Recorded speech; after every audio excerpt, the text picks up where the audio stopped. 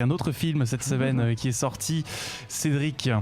Oui, alors, un certain le jingle des chroniques n'aura jamais porté aussi bien son nom pour City moi. Hunter Private Eyes, reste respectueux, s'il te plaît. Non, pas du tout. C'est Nicky Larson et le parfum de Cupidon dont nous allons parler aujourd'hui. Très bien. Alors, parle-nous-en. Alors, Nicky Larson est le plus grand garde du corps / nettoyeur, ainsi que le plus grand pervers de la ville. En compagnie de sa partenaire Laura, ils sont le dernier espoir de leurs clients. Et cette fois, leur client se trouve être le possesseur d'un parfum qui fait tomber amoureux et qui demande à Nicky et Laura de protéger le flacon d'une organisation qui aimerait l'utiliser pour des buts de méchants. On sait pas trop pourquoi, mais voilà. Malheureusement pour Nicky, juste après que le parfum fut testé sur lui pour lui montrer l'efficacité du produit, le parfum est volé. Nicky et Laura n'ont donc que 48 heures pour retrouver le flacon avant que les effets soient permanents et que Larson tombe amoureux d'un homme à jamais. C'est le 5e film de Philippe Lachaud. C'est le 5e film de la bande à Fifi. C'est le 4e film de Philippe Lachaud. C'est l'adaptation de Nicky Larson, le dessin animé du Club Dorothée, qui était lui-même bien sûr l'adaptation de City Hunter, le manga de Tsukasa Ojo que vous pouvez trouver encore en France chez Panini Édition. Alors le film fait beaucoup parler de lui depuis son annonce, pas forcément bien, il divise beaucoup. Pour autant, les retours sont quand même les retours positifs ne sont pas à moitié. Est-ce qu'on doit y voir un effet de plus des réseaux sociaux qui diabolisent les adaptations avant même qu'elles sortent ou avant même que...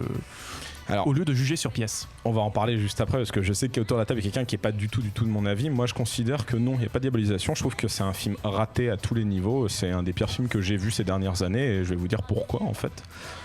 Déjà premièrement, on en parlait un petit peu avec Davy en off, mais c'est kitsch quoi. Visuellement c'est très kitsch, on a l'impression de voir un cosplay. Ils essayent d'imiter un style 80s qui est dépassé et daté plutôt d'essayer d'adapter et de le donner à un truc un peu plus moderne. Alors il n'y a pas de temporalité en soi, mais quand des personnages ont des téléphones portables, je sais qu'on n'est pas en 85, donc ça peut pas marcher en fait cette visuel là.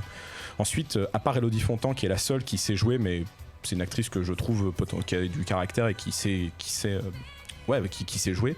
Le reste du casting, ils sont tous complètement aux fraises.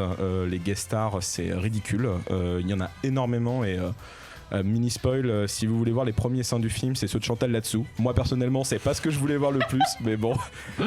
Et surtout Philippe Lachaud en Nicky Larson, c'est ridicule quoi. C'est un personnage, il n'a pas la prestance ni la tête pour le rôle quoi. Ensuite on a l'humour beauf au possible, que je pense qui est plus à te rapprocher de l'univers de la bande à Fifi que du manga de Hojo qui était pas beauf. Franchement, revoyez la définition de beauf, vous verrez sur internet que c'est pas ça être beauf. C'est pas parce que vous êtes sexiste que vous êtes beauf. C'est deux choses très différentes. Mais c'était sexiste. C'était sexiste, ça je l'ai pas dit le contraire. C'était déjà sexiste, mais je pense qu'il y avait déjà une explication fait que ce soit sexiste. Et surtout, c'est vraiment une espèce de chaos de gag qu'un enfant de 7 ans à base de pipi caca prout pourrait faire parce comme que babysitting, c'est comme babysitting, tout à fait. Puis on a une histoire molle, pas inspirée, et sous prétexte que Hojo l'a adoubé. D'ailleurs, entre parenthèses, pour ceux qui se demandent ce qu'il a adoubé, il a juste adoubé le fait que Nicky Larson n'ait 48 heures avant de ne plus aimer les femmes en fait. Il dit ça j'aurais dû avoir cette idée à l'époque. Il a lu entièrement le scénario. Ouais, mais ça ne l'empêche. Je le sais. Mais je sais qu'il a adoré le scénario, mais ça ne change rien. Et surtout les scènes d'action, alors ça c'est un des trucs que j'ai lu partout, scènes d'action chorégraphiées super bien, mais lavez-vous les yeux avec de la javel les gens, je pense sincèrement, parce que c'est pas bien chorégraphié, c'est pas bien filmé, ils savent pas filmer l'action.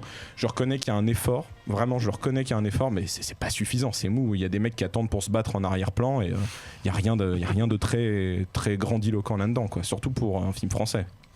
Mais pourtant, malgré ce que tu dis là, le public décidément tente à penser le contraire en arguant que le film est un hommage à la génération Club Do fait par un amoureux du manga qui a fait un travail donc de passionné, tu le dis, il y a de l'envie dans le fait de mettre en scène le film. Est-ce qu'on peut difficilement lui reprocher cette approche ?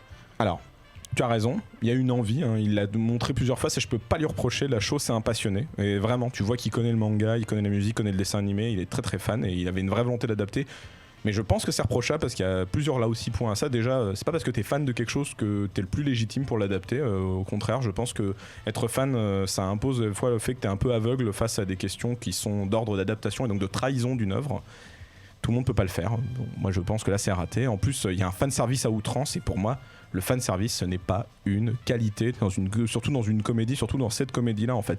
Et dans ce cas-là, c'est un procédé artificiel, ça sert à cacher le vide abyssal que le film essaye de tenter. Si on enlève toutes les références, Club Do, Nicky Larson, machin, c'est une comédie française assez basique, assez classique.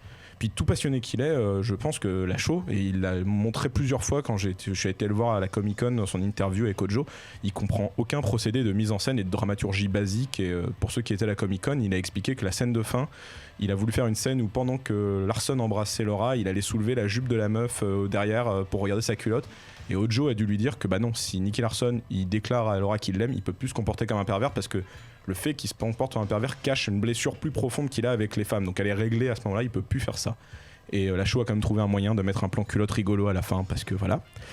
Puis surtout, pourquoi vouloir faire remonter l'humour de l'émission du Club Dorothée qui était déjà un peu bas du front et qui posait déjà des problèmes dans les années 90 ça c'est vraiment un truc que je comprends pas en soi. C'est un...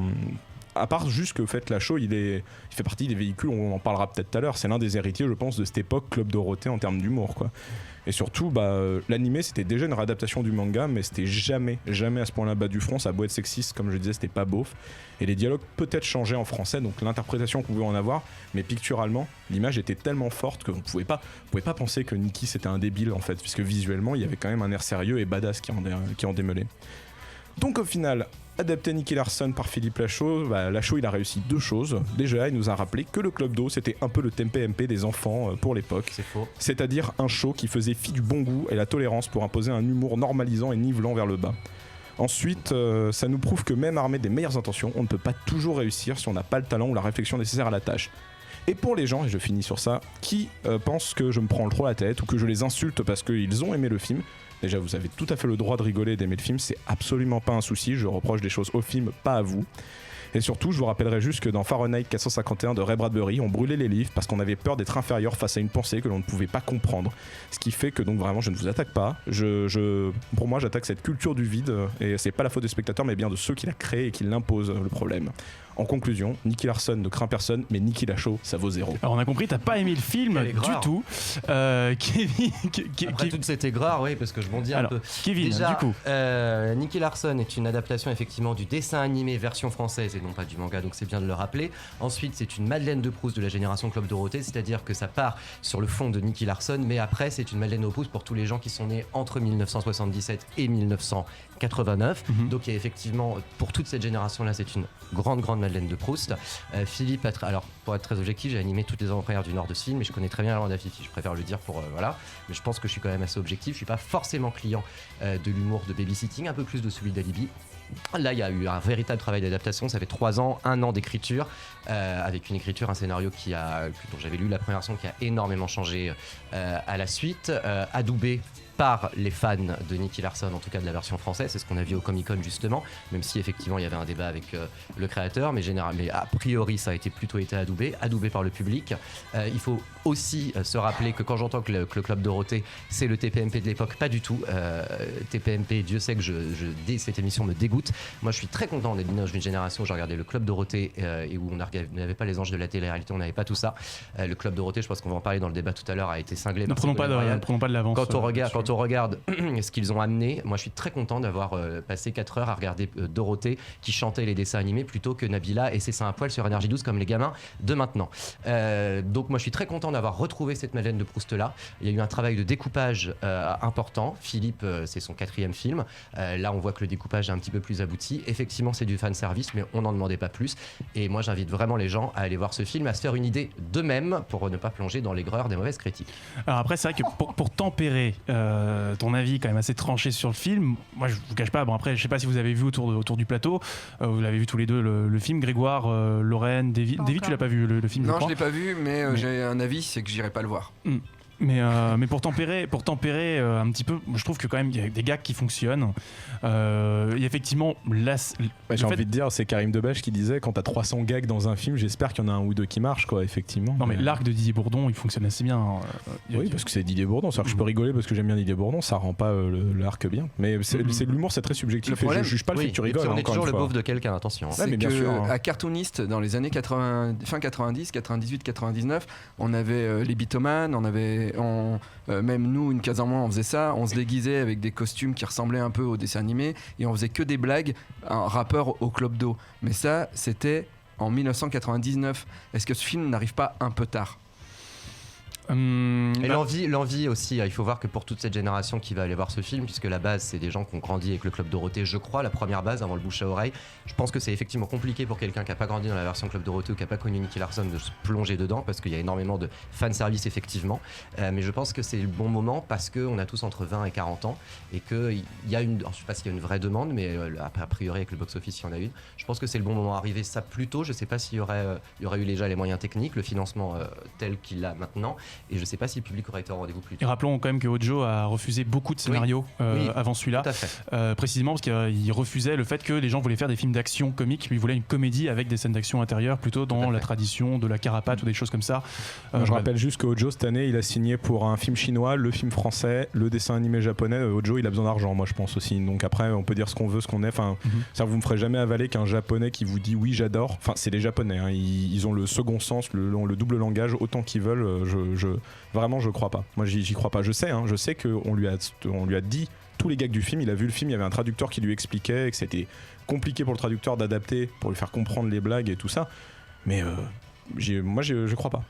Pour moi, c'est pas du tout Nicky Larson ni City Hunter. Hein. Moi, je m'en souviens très bien du dessin animé. J'ai lu le manga, ça n'a rien à voir. C'est vraiment comme on disait avec Davis, c'est un film de la bande à Fifi, avec leur humour normalisant et très homophobe et sexiste. C'est pas vrai. Alors là, pour le coup, moi qui suis ambassadeur sur homophobe et qui suis gay complètement, je peux t'assurer qu'il n'y a pas une once d'homophobie dans ce film et que Philippe n'est pas une seule seconde homophobe. Ah bah t'es la seule personne que j'entends dire ça pour l'instant. Écoute, moi j'en connais aussi, mais bon. On continuera cette discussion hors antenne si vous voulez bien. On comprend bien que ce film ne met pas grand monde d'accord.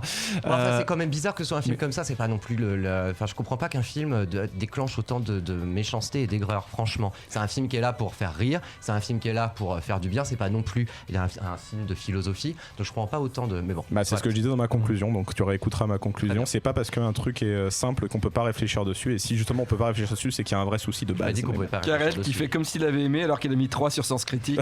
Non, moi je considère. Moi, si tu veux, je considère que c'est pas. Non mais pour être tout à fait transparent, je considère que c'est un film qui a beaucoup de problèmes, notamment sur la démarche de l'adaptation, notamment sur le plan final où tu as le film qui devient une case du manga avec le générique japonais. D'un seul coup, tu switches sur le générique français. Donc, qu'est-ce que vous adaptez, les gars ?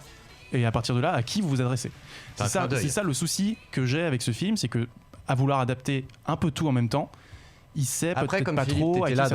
On a fait 2 interviews croisées. Mais on l'a rencontré. L'interview qu'il y a eu pour la mienne, t'as bien vu il le dit lui-même. Il dit qu'il fallait faire plaisir à l'humour, parce que c'est pour les financements et pour le box-office, il fallait de toute façon. Donc faire plaisir aux fanservice de la bande à Fifi, faire plaisir aux gens du Club Dorothée et à un troisième public qui sont ceux qui aimaient le dessin animé. On pouvait regarder le dessin animé et pas le Club Dorothée. Mais là, il y a 3 choses différentes.